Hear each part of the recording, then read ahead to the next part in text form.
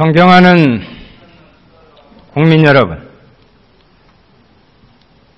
국회 부의장 및 선배 동료 의원 여러분, 그리고 우리 국무총리를 비롯한 국무위원 여러분, 정의당 윤소아 의원입니다. 지금 대한민국의 민심은 한마디로 근심입니다. 대한민국은 불안민국이다라는 말이 떠돌고 있습니다. 본 의원은 이번 추석 명절에 지역활동을 위해서 목포에 다녀왔습니다. 경주와 정반대에 있는 목포에서도 지진 공포를 이야기하고 있었습니다. 저는 추석 하루 전날 밑반찬 몇 가지를 싸들고 찾아간 진도 팽목항에서는 9명의 미수습자 가족이 컨테이너 박스 안에서 세 번째 추석을 맞고 있었습니다. 명절 고향에서 만난 농민들은 쌀값 대폭락에 가슴이 타들어간다고 하고 있습니다. 또 있습니다. 오늘 금융을 시작으로 해서 공공부문 노동자들은 이 무분별한 성과 연봉제로 삶의 위기 속에 거리로 나서고 있습니다. 이제 박근혜 대통령은 국민을 상대로 자존심 싸움할 것이 아니라 국민들 삶의 현장으로 시선을 돌려야 합니다. 그러기에 본 의원은 어쩌면 호소하는 심정으로 국민의 질문을 대신해 드리고자 이 자리에 섰습니다. 총리께서 나와주시기 바랍니다.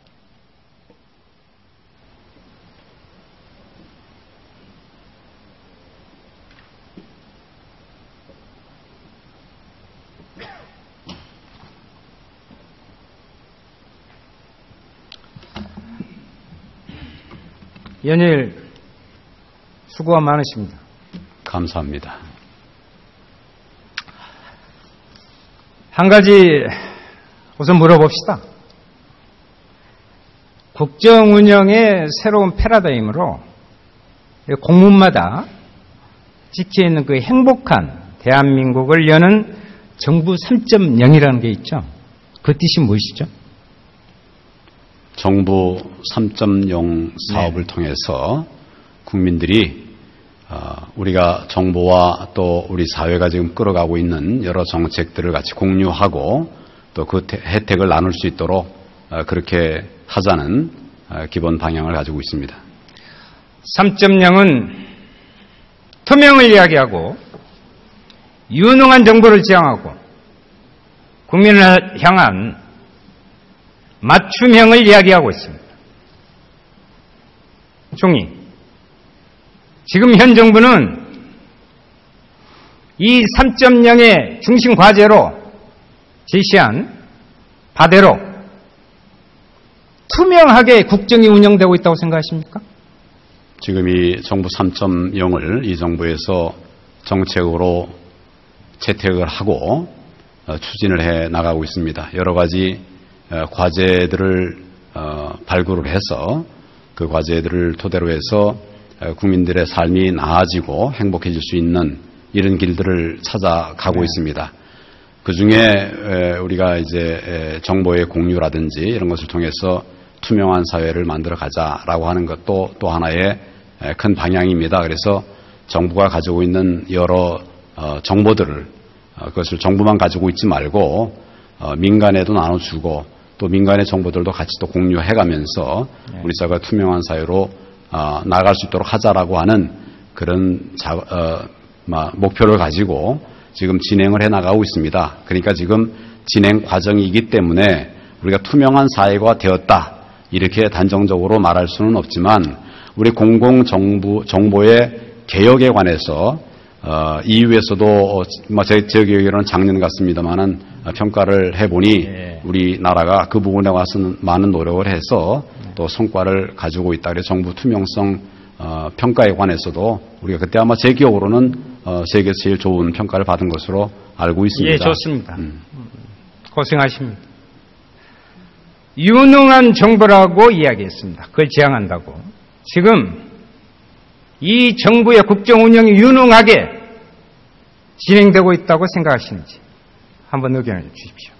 쉽게 말씀드리기 어려운 부분입니다. 다만 결국 지금 정부의 역량이라고 하는 것은 또 나라의 역량이 모여진 것이고 그것을 통해서 우리의 미래를 또 개척해 가고 있는 것인데 우리가 우리의 역량이 있느냐 없느냐 이런 부분을 그렇게 얘기한다고 하면 뭐 그건 자화자찬이 될 것이고 지금 국제사회가 우리를 어떻게 평가하고 있느냐 그것을 봐야 될 것 같습니다. 국제사회가 예를 들어서 우리 신용평가 국제 신용평가 기구들이 우리나라가 어려운 가운데서도 지금 방향을 잡아서 잘 가고 있다 이러면서 신용평가를 계속 올려가고 있지 않습니까? 작년, 금년 이렇게 계속 올려가고 있습니다. 이게 여러 해 전의 얘기가 아니라 바로 작년, 금년의 일이기 때문에 이런 방면에서 아직 여전히 우리가 부족한 부분이 많으리라고 생각을 합니다. 예. 그렇지만 우리 공직의 역량 그리고 시민사회의 역량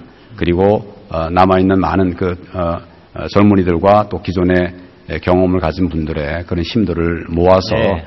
우리가 정말 유능한 정부로 나아가기 위한 노력을 하고 있고 앞으로도 이런 부분에 관해서는 우리 의원님께서도 네. 많이 지원을 해 주시기를 바랍니다. 국제적 신용평가도를 높이는 것도 중요한데 제가 말하는 것은 보다 더 중요한 것이 있죠. 국민에게 유능하느냐 이게 첫 번째고 그걸 잘하면 전체적으로 국제적 신용도도 높아진다 이 말씀 드리고 싶습니다. 그 다음에 맞춤형 서비스 이야기하는데 그 부분은 제가 말씀드립니다. 본 의원이 판단하기에 이 현 정부는 결코 투명은 소통을 포함합니다. 불통입니다. 유능한 것이 아니라 무능에 가깝고 국민의 맞춤형이 아니라 대통령의 입맛에 맞추는 그런 국정운영으로 일관하고 있다. 그게 제 생각입니다. 참조하시고요.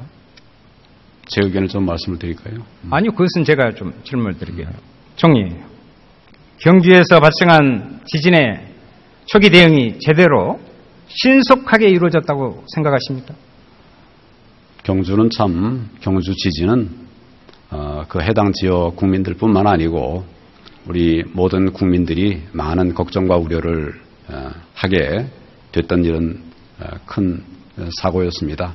저도 지진 이야기를 듣고 저녁에 들었습니다만은 바로 그 다음날 아침에 출발을 해서 거기 제 기억에 12시, 1시 요때 부근에 도착을 한 것 같습니다만은 쭉 둘러보니까 피해가 예를 들어 사람이 죽고 이런 것은 아니지만 많은 피해가 있었습니다. 그러니까 기와장들이 많이 떨어졌고 물론 이제 경주라고 하는 곳이 기와 건물들이 많이 안 있습니까? 근데 기와라고 하는 거는 이 지진에 좀 약하게 구조가 그렇게 되어 있답니다. 그래서 많이 이제 떨어지고 또 떨어지는 기와에 맞아서 다친 분들도 있고 그래서 이런 것들이 좀 안타까운 그런 상황이었는데 그런 상황을 제가 내려가면서도 예상을 하고 예측을 하고 이제 우리 부처에 또 이렇게 잘 대처하도록 조치도 했지만 갔다 와서 또 각별한 그런 노력을 해야 된다는 점을 공유를 하면서 부처가 노력을 해왔고 지금은 여러 가지로 이제 특별재난 지역도 그렇게 지정을 해가지고 노력을 하고 있습니다. 총리라고 어떻게 마음이 편했겠습니까? 마음고생 많으시리라 이렇게 생각합니다. 국민들은 이번 정부의 지진 대응을 보면서요. 또다시 세월호를 떠올립니다. 박근혜 정부가 안전을 이야기하지만 국민들 믿지 않아요. 믿지 않습니다. 총리, 세월호 참사에 대한 진상이 완벽하게 규명됐다고 생각하십니까? 의원님 너무 잘 아시다시피 완벽한 진상규명이라는 것은 사실상 가능하지 않지요. 그렇지만 우리가 할 수 있는 부분들은 다 해야 된다고 생각을 하고 진상을 밝히기 위한 노력들을 했습니다.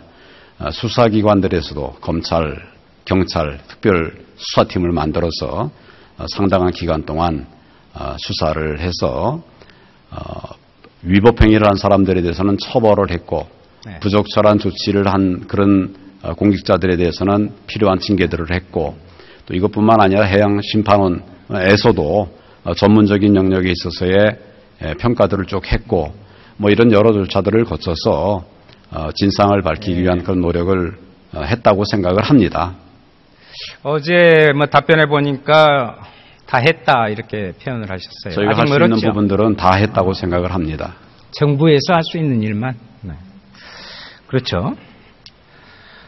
그런데 세월호 특조위가 개최한 3차 청문회를 보면 정부와 검찰이 밝히지 못한 세월호 선내 CCTV 조작 의혹, 그리고 해경, DRS 조작 의혹, 해군기지 건설용 철근 400톤의 문제 등에 대한 의혹이 새롭게 제기됐습니다. 그리고 한 신상조사의 핵심이라고 할 수 있는 선처는 인양조차 되지 않고 있어요, 지금. 세월호 특조위 활동이 종료되면 손조차 대고 있지 못하는 이런 숱한 의혹에 대해서 어떻게 진상을 규명한단 말입니까? 진도 8.3의 지진 발생에 가능하다라는 연구 결과를 감추고 그 이후에 새로운 원전을 짓겠다고 결정한 것처럼 이렇게 넘어갈 문제가 아닙니다. 물론 국회에서 결정할 문제인데 세월호 진상규명을 위한 특검을 추진한다면 총리께서는 어떤 입장을 내시겠습니까? 지금 그 세월호 특조위에서 1년 반의 기간 동안 네. 진상을 밝히기 위한 노력을 한 것으로 저는 알고 있습니다. 211가지의 조사 대상을 정해가지고 진행을 했습니다. 물론 이제 지금 특조위에서나 또 여러분들은 이게 출발이 늦었기 때문에 충분하게 진상 규명이 됐겠냐 이렇게 말씀을 하시고 또 뭐 그럴 수도 있겠죠. 그렇지만 그 특조위에서 얘기하는 기간, 뭐 3월이든 2015년 3월이든 또 8월이든 그때로부터 짧게는 10개월, 길게는 이제 1년 이상의 긴 기간이 지났습니다. 그 기간 동안 조사도 했고 또 정부에서는 정부대로 아까 말씀드린 것처럼 수사를 통해서도 했고 또 해양심판원의 조사를 통해서도 했고 이런 과정을 통해서 또 재판도 지금 하고 있지 않습니까? 재판도 끝난 부분이 많이 있지 않습니까? 그래서 그 재판 과정까지를 거쳐서 진상규명을 한다고 했는데 그럼에도 불구하고 완벽한 모든 의혹이 해소됐다 이렇게 말을 할 수는 물론 없겠죠. 그렇지만 사람이 하는 조사라는 게 수사라는 게 그렇습니다. 지금 세월호 특조위에서 211가지 조사를 했지만 밝혔다고 하는 부분 지금 아까 의원님 말씀하시는 이런 부분들이 이제 새로운 의혹이다라고 말씀하시는데 제가 알기로는 그 대부분들이 그동안의 조사 수사 과정에서 나온 얘기거나 또 검토해 보거나 또 판단해 봤거나 이런 부분들입니다. 그래서 그걸 새로운 증거다 이렇게 말을 하기는 쉽지 않을 것 같고요. 검토를 했는데 지금 남아있는 부분이 사실은 의원님 말씀하시는 것처럼 선체를 인양해서 그걸 토대로 해서 조사를 하는 것입니다. 그 부분에 관해서는 지금 정부가 조사를 이제 할 겁니다. 당연히 할 것이고 그 결과를 뭐 보시는데 그 점에 관해서 우려가 많으시니까 그래서 좀 특조위나 특조위 관계자들도 그 선체를 조사할 때 거기 참여해서 같이 의견도 내시고 이렇게 할 수 있다. 네. 그렇게 하자. 그렇게 하자는 것이지 지금 뭐 세월호 남아있는 선체 인양 이후에 조사를 안 하겠다. 전혀 그게 아니지요. 조사를 하겠다는 것입니다. 네, 좋아요. 네, 총리. 지금 바쁘시더라도 백목강에서 우선 선체 인양하는데 최선의 노력을 다해야겠죠. 우리 모두가 힘을 합쳐서. 지금 선미 쪽에 레프트빔 하고 있죠. 작업 대단히 어려운 작업입니다. 그렇습니다. 예. 그 부분에 한번 현장 방문도 좀 하시고요. 격려도 좀 하시고 상황 파악도 또 좀 해주시기 바랍니다. 예, 들어가십시오. 노동부 장관 나와주십시오.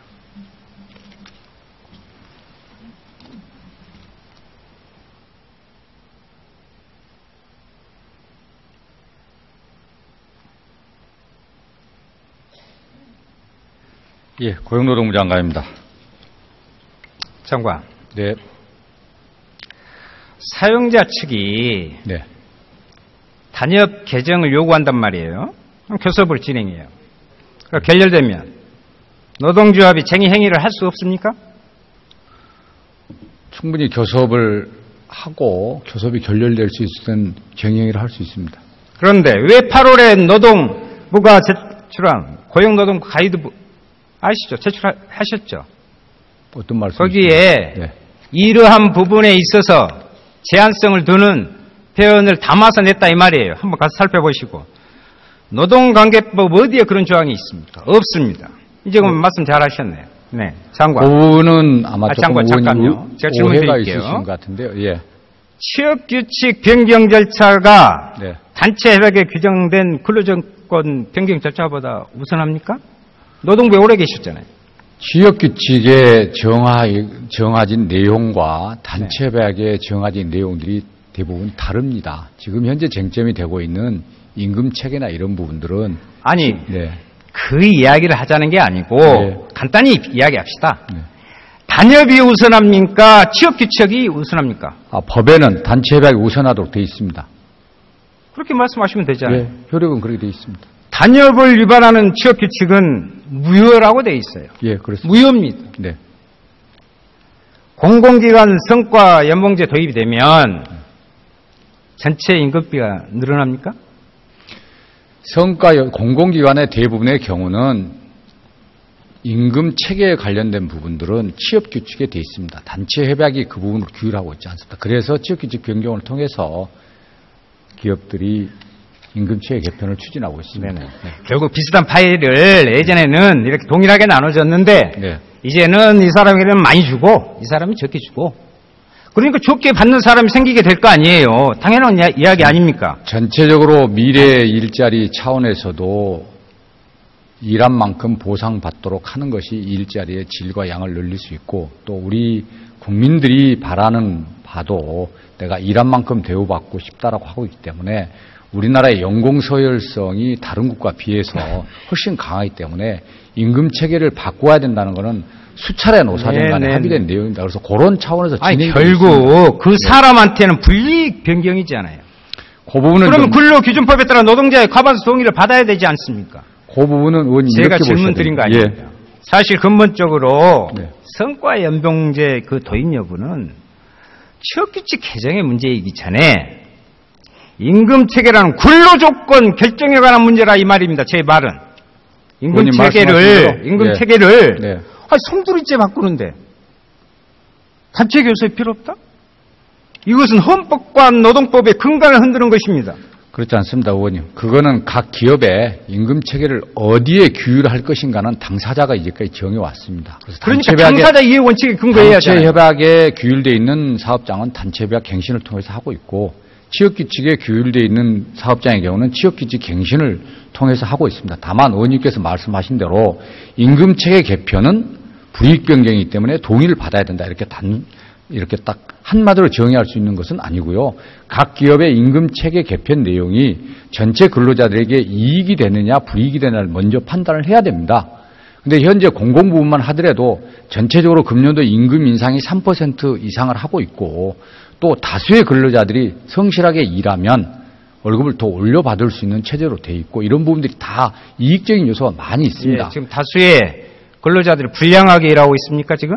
아니요. 성실하게 일하고 있잖아요. 근데 왜 거기에 예. 장관 가이드라인을 통해서 근로기준법, 노동조합 관계법 이 상위법을 무시한 채 아니 일개 행정지침으로 이 지금의 사태를 만드는 것이 의원님. 고용노동부 장관이 할 일입니까 이것이? 의원님. 아니요, 잠깐만요. 이 아니고요. 그 부분은 노사정 대타협을 할 때 원래 경영계가 입법을 통해서 취업규칙 변경을 쉽게 해달라고 요구를 했는데 우리는 그건 불가하다고 그랬습니다. 그래서 그간 대법원에서 판결을 내린 걸 토대로 법률 전문가들이 어떻게 하면 취업규칙 변경 절차를 제대로 지킬 수 있는가를 우리가 명확하게 좀 해줘서 그걸 현장에서 지켜나가도록 하자. 장관, 그렇게 해서 그 부분에 의해서 장관, 이 법원에 대한 법원의 판결에 대해서 책임질 수 있어요? 그렇습니다. 전문가들의 작년에 많은 연구를 통해서 금년에 지침화했습니다. 거기에 따르면 많은 전문가들이 현재 임금체 개편이 불이익이 아닐 수 있다고 볼 수 있다. 그럼에도 불구하고 저는 불이익으로 봤습니다. 다만 불이익의 경우에도 명백히 장관. 불이익인 경우는 동의를 받아야 되지만 장관. 네. 아까 어떤 의원께서 말씀드렸는데 한 10분 정도 답변을 하시던데 말씀드릴게요. 우리 법원에서 법원의 네. 판결은 대단히 다양합니다. 그러나 이 문제와 관련해서 9대1로 근로자의 편을 들어주고 있었다는 사실을 잘 아셔야 됩니다. 임금체계 고용노동부 네. 장관은 주무장관으로서 법령이나 단체 협약에 어긋나는 이 성과 연봉제 도입을 시도하는 공공기관에 대해서 이러지 마라. 같이 좀 이야기 좀 해라. 할 의향 없으십니까? 저희는 근로기준법의 취지, 근로기준법에 따른 판결의 취지를 토대로 임금체 개편은 법에 고령자 고용촉진법에 정년 60세를 시행하면서 반드시 고치도록 의무화되어 있습니다. 이 의무화를 현장에서 시행하면서 혼란이 없도록 근로기준법 지키고 근로기준법과 연관된 판례도 지키도록 저희들이 지도를 하는 것입니다. 그래서 무조건 하라가 아니고 저희들이 지침의 취지는 노든 사든 충분히 협의를 해라. 협의에 불성실한 쪽에 불이익이 있다. 그런 취지입니다. 그러니까 사업주가 성실히 협의하지 아니하고 한 경우는 사회통상 합의성 인정이 안 되는 거고 근로자 측에서 노동자 측에서 나는 싫다. 협의할 수 없다고 버티면 그거는 동의권의 남용일 수 있다. 그렇기 때문에 자기 회사에 맞는 체제와 평가 시스템에 대해서 서로 머리를 맞대고 충분히 협의를 해서 도입을 하라. 그걸 저희들이 지도하고 있는 것입니다. 장관, 네. 2대 지침 폐기하시고 당장 노동계 대화에 나왔어요. 저희는 그리고요. 네. 그게 고용노동부 장관의 할 일입니다. 그렇지 않으면 아까 경영계 요구 자꾸 아까 말씀하시던데 그럼 차라리 대통령에게 직언해서 노동관리부로 직접 개편하자 이렇게 좀 건의하세요. 됐습니다. 들어가십시오. 네, 우리 청년 일자를 늘릴 수 있게끔 명확히 해주는 게 저희들은 매우 중요하다고 보고 있습니다. 네, 수고하셨습니다. 총리 나와주십시오.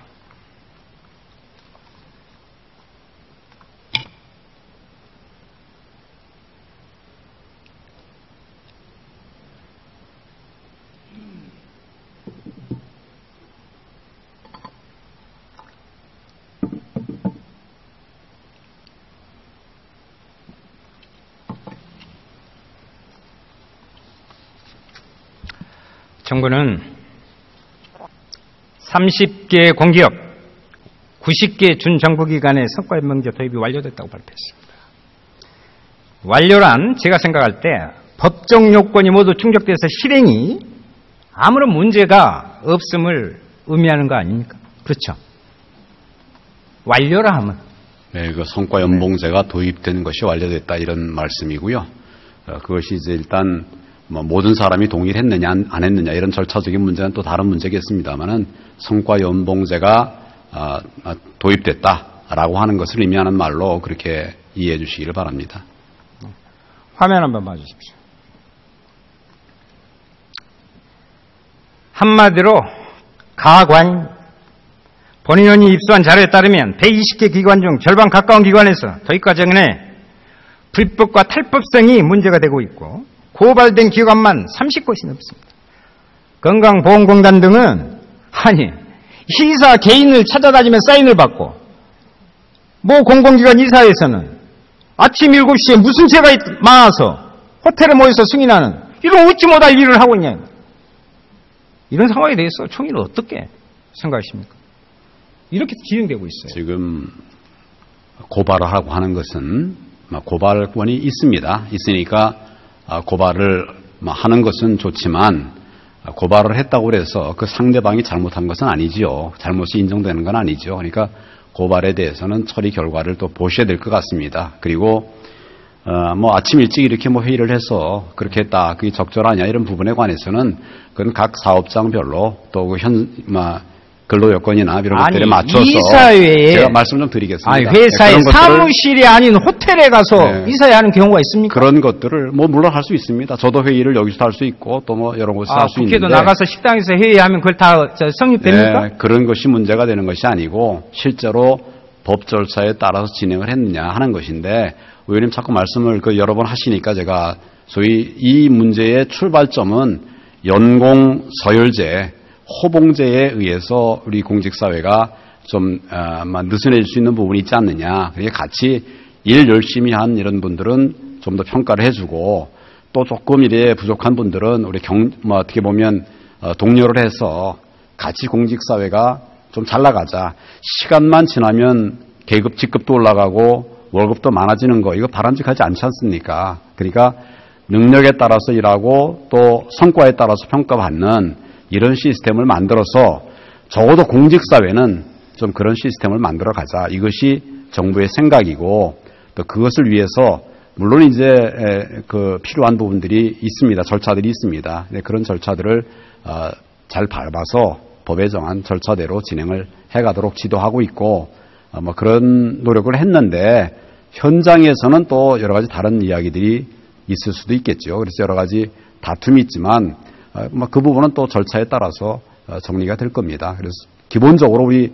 공직사회 먼저 그냥 앉아만 있기만 하면 계급 올라가고 돈 많이 받는 이런 구조가 아니라 노력하고 애쓰는 공무원들이 더 평가받는 이런 조직으로 만들어 가자. 물론 그렇다고 해서 일을 하고 싶은데도 좀 역량이 떨어지는 이런 사람들 그냥 차고 나가자 이런 것이 아니고 그런 분들에게는 좀 훈련할 수 있는 기회를 주어서 다시 좀 재도약할 수 있게 이렇게 해가자고 하는 그런 측면에서 넓게 지금 추진하고 있는 것이라는 점을 말씀을 그러면 대통령이 드립니다. 국무위원부터 성과연봉제 적용해야겠네요. 왜냐하면 서로 이렇게 각 부처별로 서로 잘하게 하려면 지금 그런 평가들을 하고 있습니다. 저희 성과연봉제 말입니다. 저만 해도 우리 기관들을 좀 평가를 하고 있고 그런 것들이 인사라든지 이런 여러 가지 측면에서 반영이 되고 있습니다.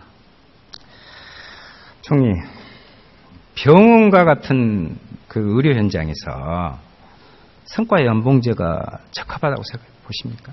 지금 성과연봉제는 기본적으로 더 나만 잘 되자, 내가 월급 많이 받겠다, 이런 측면보다 우리 사회가 지금 선진국가 지향하거나 다 와 있지 않습니까? 거의 이제는 좀 우리의 서비스들을 민이든 관이든 품질을 높이고 좀 최선을 다하는 모습으로 우리의 미래를 좀 준비해 가자 이런 측면에서 하는 것입니다. 그러니까 의료 현장에서도 좀 더 최선을 다하고 또 더 많이 노력해서 양질의 의료 서비스를 제공해야 되지 않겠습니까? 그러니까 거기서도 어느 사회나 사실은 우리가 그런 방향성을 가지고 그렇게 가는 것이 옳다.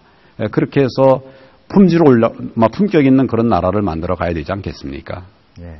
양질의 서비스 좋습니다. 보훈병원 아시죠? 네, 알고 있습니다. 보훈병원은 국가유공자를 진료하는 특수목적 공공병원입니다.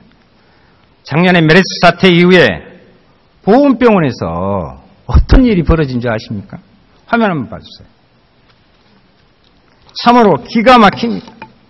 한국보훈복지의료공단이 보훈병원에 시달은 공문인데 이렇게 나와 있었죠. 한번 봐보세요. 저기 중앙병원에 주기적 단순퇴학 처방 환자를 대상으로 검사 및 검자인을 활성화하라. 8월 실적보다 월 21억 원 이상이 필요하다. 이것이 있을 수 있는 이야기예요? 그것도 국가유공자를 대상으로 하는 보훈병원에서. 결국 진료 건수 늘리고 고가의 의료기기 많이 쓰고 불필요한 검사 많이 해서 처방 많이 하고 해서 수익을 많이 내라는 것인데 과잉 진료, 과잉 검사에서 수익을 많이 내라고 하는 거 아니에요. 이게 정상적입니까 이것이? 보훈병원에서? 그 내용에 대해서는 제가 좀 더 살펴보겠습니다만은 보훈병원은 보훈 대상자와 그 가족들을 대상으로 한 병원 아닙니까? 저도 보훈병원에 몇 번 가봤습니다. 챙겨보고 또 격려될 분들도 있으니까 했습니다만은 굉장히 사명감을 가지고 그런 노력을 하고 있었습니다. 거기가 병원의 수입을 많이 올려야 되는 그런 병원은 아닙니다. 정부가 지원해주는 부분이 많기 때문에.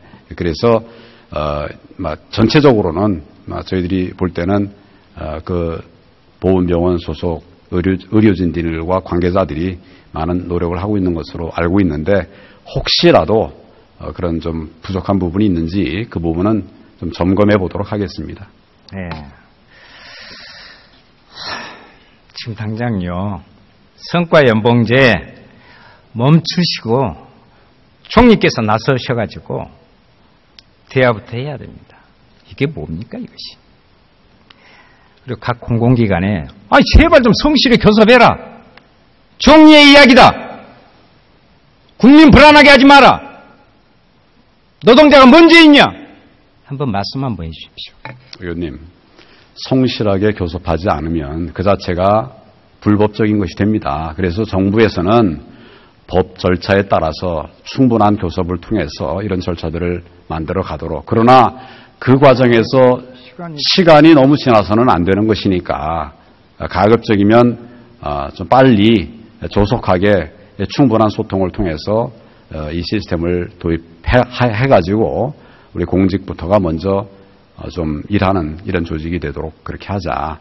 이것은 뭐 일을 강요하는 것이 아니라 자발적인 물론 노력이죠. 이런 것들을 더 모아가자. 이런 방향, 이것이 큰 방향이라는 점을 말씀을 드립니다. 부의장님, 답변 시간이 제 부분에 계산되었다는 것을 말씀드립니다. 답변 시간이 제 시간에 계산되었다는 것을 지적해드립니다. 시간을 더 달라는. 그랬어요? 예. 얼마나 그랬어요? 한 30초 정도 그랬습니다. 좀 더 주십시오. 저는 국회 안에 아까 같이 잘 하자는 뜻이잖아요. 공공부문의 바람직한 임금 체계 및 계획을 위한 사회적 논의기구를 구성할 것을 제안합니다. 협조합시다. 들어가십시오.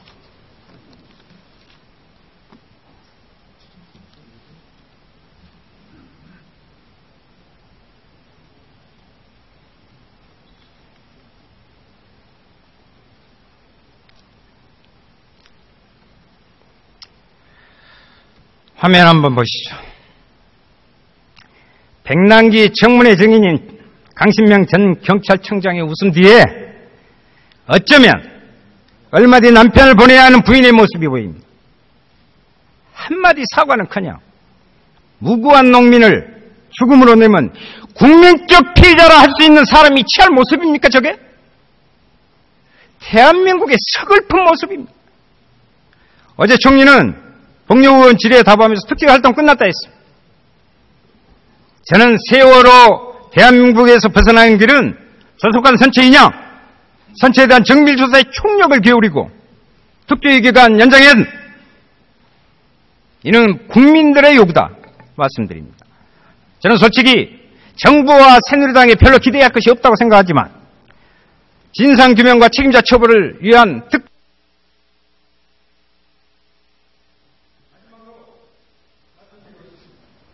세월호는 하나의 사건이 아니라 질적으로 새로운 대한민국으로 가는 시기입니다.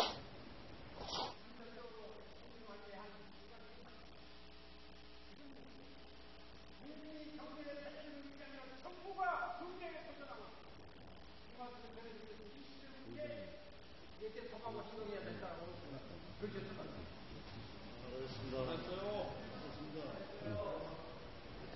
정해 혹시 5분 시간이 그냥